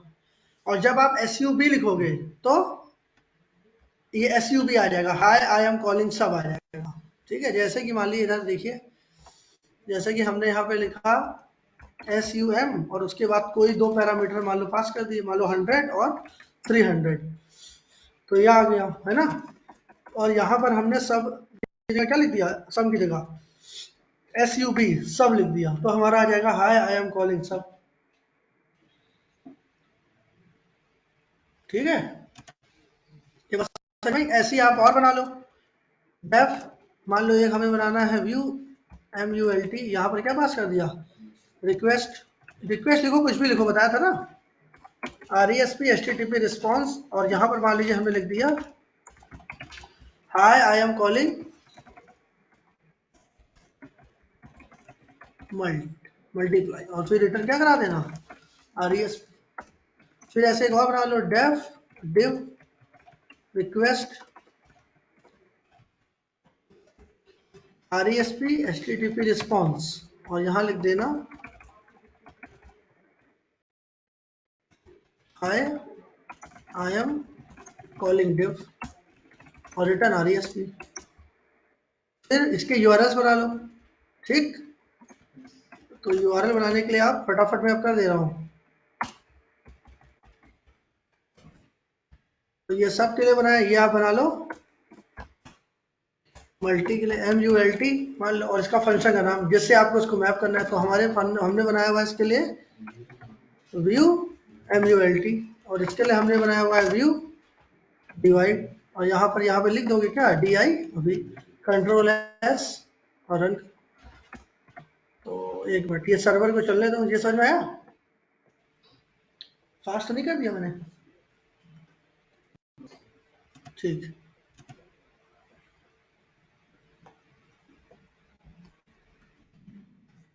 तो देखिए सब करेंगे तो हाय आई एम कॉलिंग सब की जगह आपने MULT किया, hi I am calling MULT, DIV किया, hi I am calling DIV। Sum को करना है तो सम के लिए मैंने आपको देखो ये भी बता दिया है ना, ये भी बता दिया कैसे बनाया जाता है, ये वाला URL बनाना भी बता दिया। इसीलिए कौन सा कैसा URL कि अगर आपको वहाँ पर कनेक्शन स्ट्रिंग मतलब कुछ पैरामीटर अगर आपको यहाँ से पास करने हैं, URL क्वेरी स्ट्रिंग अगर आपको पास करनी है तो यहाँ पर भी आपको ये जिस टाइप की वैल्यू पास करनी है वो टाइप ऐसे लिखना पड़ता है, इंटीजर :a / फिर इंटीजर :b। तो how to map URL with your function, in this way you can map your URL with your function. इस तरीके से आप अपने URL को अपने फंक्शन से मैप कर सकते हो। ये बात समझ में आई? अब हमें सीखना है कि हम इस पर टेम्पलेट कैसे बनाएंगे। व्यू बनाना आ गया, व्यू मतलब फंक्शन BLL, ये हमारा BLL है। अब हमें सीखना है कि इसमें हम PLL कैसे बनाएंगे, ये बिजनेस लॉजिक लेयर है। अब हमें सीखना है इसमें PLL कैसे बनाते हैं, मतलब टेम्पलेट्स। मैंने आपको क्या बताया, Django support MVT model view template. Django में मॉडल होता है, व्यू होता है, टेम्पलेट होता है। मॉडल हमारा डेटा एक्सेस लेयर, व्यू हमारा BLL और टेम्पलेट हमारा presentation layer. So how to create view, done. अब व्यू होता क्या है, व्यू मैंने बता दिया। व्यू क्या है, व्यू हमारा एक स्पेशल फंक्शन है that always accept at least one argument HTTP request object. HTTP request class का ऑब्जेक्ट एक्सेप्ट करता है and always return HTTP response class object. ये व्यू की डेफिनेशन है कि व्यू हमारा एक स्पेशल फंक्शन है जो कि हमारा HTTP रिक्वेस्ट क्लास का ऑब्जेक्ट एक्सेप्ट करता है। मतलब एक आर्गुमेंट तो होगा ही होगा। Like in object oriented programming, if you know in Python, then one default argument should be passed like self। वहां पर हम लोग पाइथन में क्या है, जब भी हम क्लास ऑब्जेक्ट बनाते हैं, नॉर्मल फंक्शन पढ़ते हैं तो जरूरत नहीं है, लेकिन जब क्लास पढ़ते हैं तो सेल्फ पास करते हैं। और वो सेल्फ क्यों पास करते हैं, मैं ये गारंटी दे रहा हूँ बहुत कम ही लोगों को पता भी होगा। वो बस आपने रटा हुआ है सेल्फ, उसमें भी जादू है और बहुत खतरनाक वाला जादू है ना। तो वो आप देखिएगा क्या है, उसको अच्छे से पढ़िए उसके कॉन्सेप्ट को, अगर जिसका वीक है, क्योंकि इंटरव्यू देने जाओगे तो उस कॉन्सेप्ट पूछा जाता है। डेटा एक्सट्रैक्शन कैसे करते हैं पाइथन में, इनकैप्सुलेशन कैसे पाइथन में किया जाता है, इनहेरिटेंस कैसे होता है, ठीक। जो चार हमारी पिलर्स कहा जाते हैं वो तो अच्छे से समझिए। और क्या है बचा, polymorphism, overloading, overriding, beauty of OOPs, वो पता होना चाहिए पाइथन में। सेल्फ का क्या मतलब है, सेल्फ क्या लेकर के जाता है, जब वहाँ ऑब्जेक्ट बनाते हैं तो कैसे सेल्फ जो है वो ऑब्जेक्ट में अपना एड्रेस भेज देता है, पूरे इंटरनल उसके सही से पता होनी चाहिए, ठीक। तो पाइथन को अच्छे से पढ़िए। अभी जैसे मैंने पूछा URL पैटर्न का रिटर्न टाइप क्या है, तो कह रहे हो टपल है, क्यों, ये कह रहे हो टपल है। तो इतना तो आपको समझ में आना चाहिए, जब भी मैं रिटर्न टाइप या डेटा टाइप की बात करूँ तो वो ब्रैकेट कैसा लगा हुआ है, स्क्वायर ब्रैकेट है। स्क्वायर ब्रैकेट किसमें लगता है, लिस्ट में लगता है। पाइथन में डेटा टाइप कितने तरीके के होते हैं, ऐसे नहीं बताया जाता। दो तरीके के डेटा टाइप होते हैं, ऐसे बताया जाता है, एक म्यूटेबल होता है और एक इम्यूटेबल, ऐसे। अब इम्यूटेबल में कौन कौन से होते हैं, अच्छा इम्यूटेबल में सेट आता है। तुम लोग का यार इतना गड़बड़ है पाइथन कि मैं बता नहीं सकता कुछ। क्यों भाई, ऑनलाइन यस सर, इसमें यूजर यस इनपुट सर। ले सकते हैं सब सारे। बेटा परेशान ना हो, ये किसका मैसेज है, इसमें यूजर इनपुट ले सकते हैं प्रतीक इसमें मैं हर तरीके का इनपुट लेकर के दिखाऊंगा, बस तुम वेट करते रहो। इसमें यूजर इनपुट लेने के लिए अभी हमें फिर कहानी पढ़नी पड़ेगी, उसकी बहुत लंबी कहानी है, वो किसी दिन सुनाएंगे आगे, है ना। आज नहीं सुना पाएंगे, आज सुनाएंगे तो हैंग हो जाओगे, अभी यही नहीं कर पाओगे, मैं जानता हूँ, कर लोगे। इसमें भी बहुत लोगों को परेशानियां होंगी, ठीक है। वो कहानी मैं आगे सुनाऊंगा। इसमें इनपुट करने के लिए इनपुट फंक्शन काम नहीं आएगा कि पाइथन में इनपुट लिखा वहीं देख लिया। यहाँ पर क्या करना पड़ेगा, यहाँ बनाना पड़ेगा इनपुट, यहाँ टेक्स्ट बॉक्स बनाओगे और इसमें इनपुट दोगे और वो डेटा को सर्वर के पास भेजोगे। So how to read client data at server machine and then server कैसे रिस्पॉन्स करेगी क्लाइंट को, ठीक है। उसके लिए थोड़ी सी कहानी है, वो अभी हम आगे पढ़ेंगे। डायरेक्ट इसमें इनपुट नहीं होता कि इनपुट फंक्शन लगा दिए बस खुश हो गए, टाइप कास्ट कर दिए, हो गया काम, ABCD। ऐसे थोड़ी ना होता है। ये क्लाइंट सर्वर एप्लीकेशन है, क्लाइंट बनाना पड़ेगा। हाउ टू क्रिएट क्लाइंट, मैंने बताया था ना, क्लाइंट सर्वर आर्किटेक्चर। पहले क्लाइंट बनाएंगे, फिर सर्वर बनाएंगे। फिर आपको पता होना चाहिए, क्लाइंट बना लिया आपने, सर्वर बना लिया, फिर क्लाइंट और सर्वर के बीच में communication. So how to create client, how to create server, and how to establish the communication between client and server. Client और सर्वर के बीच में कम्युनिकेशन कैसे करें, इतना आ गया तो समझ लो वेब एप्लीकेशन में काम करने लायक हो गए, है ना। इतना आपको सीखना है। तो अभी तो हमने बस सीखा है कि क्लाइंट कैसे बनाया जाता है आज, और कैसे यूआरएल मैपिंग करी जाती है। अभी हमने एचटीएमएल टेम्पलेट की बारी अब आई है, क्लाइंट बनाने की बारी अब आई। अब हम टेम्पलेट्स पढ़ेंगे। तो डेटा टाइप बताइए पाइथन में कितने होते हैं? 2 तरीके के होते हैं, मैंने तो ये बता दिया आपको, इम्यूटेबल और म्यूटेबल। तो सबसे पहले आप बताइए इम्यूटेबल में कौन कौन। हाँ, ये लिस्ट, सेट और डिक्शनरी, ये किसका पार्ट है? म्यूटेबल में। नदीम, वेरी गुड, एकदम सही बोला है नदीम ने, एकदम सही बात बोली है। लिस्ट, सेट और dictionary is the part of mutable. ये म्यूटेबल मतलब क्या? Which we can modify, right, which we can change. तो ये चेंज अभी आपने बोला, ये सिर्फ रटा है कि इसको फील भी किया है कि चेंज कैसे? मतलब लिस्ट में तो मेथड है, तो चेंज हो जाता है। चेंज मतलब कैसे, उसका इंटरनल्स पता है? सर बट एड्रेस सेट कैसे को हम बदल लोग रहा कैसे है, चेंज कर एड्रेस सकते हैं? Same address. हाँ, क्या कह सर रहे हो सेट प्रतीक? को हम लोग थोड़ी चेंज, सर मैं कह रहा हूँ सेट को हम लोग थोड़ी चेंज कर सकते हैं सर। लेकिन म्यूटेबल का पार्ट है वो, सेट में भी बने बनाए मेथड्स हैं। आपने पढ़े हैं मेथड सेट के? कौन कौन से मेथड पढ़े? नो सर, अंकित सर ने नहीं बताया सर, बस सेट बताया कि वो उसके अंदर कोई भी सेट मतलब में डुप्लीकेट यूनियन, आर्गुमेंट नहीं यूज हो सकते हैं। यूनियन, इंटरसेक्ट, और उसके मेथड भी तो होते हैं सेट के, वो भी तो पढ़ोगे। तो नहीं पढ़े तो कोई बात नहीं, आप गूगल है ही आपके पास, इतना तो आइडिया आपको ही गया है। देखो हर डेटा टाइप की कम से कम 10-10 मेथड पता होने चाहिए, उसके नोट्स बना करके कहीं रख लो, क्योंकि इंटरव्यू में डेटा टाइप में बहुत फंसा जाता है, खासकर स्लाइसिंग और इंडेक्सिंग। और इम्यूटेबल में कौन कौन से डेटा टाइप होते हैं? हाँ, ऐड। इम्यूटेबल में, तो इम्यूटेबल में बचा क्या? नंबर बचा, स्ट्रिंग बचा, और टपल। तब तो number, string and tuple are the part of immutable, और लिस्ट, सेट और dictionary is the part of mutable. तो म्यूटेबल, इम्यूटेबल ऐसे बताना है। और every data type you should know minimum 10 function है, तो बहुत सारे, है ना। अगर आपको 30-30 फंक्शन आ जाए तो बहुत अच्छा है, लेकिन मैंने अभी आपको क्या कहा है, 10। पहले 10 तो आए, 30 तो फिर आ ही जाएंगे। तो मिनिमम 10-10 फंक्शन तो आने चाहिए, और 30-30 आ जाए तो बहुत अच्छा है भाई। सब कुछ गूगल पे है ही, आप जाओ पढ़ो, लगाना आपको आता ही है, फंक्शन को कॉल करना सिखाई दिया गया होगा, बस ना कॉल करो, देखो क्या है। नहीं आता तो यूट्यूब से देखो, अपना गूगल से पढ़ो, डेटा टाइप स्ट्रॉन्ग करो अपने, और उसके कॉन्सेप्ट पढ़ो, है आगे अगर सही में पाइथन में अपना करियर बनाना है तो। ठीक है, टुडे क्लासेस ओवर, इतना आप करिएगा, मैं आगे बताऊंगा templates, how to create templates.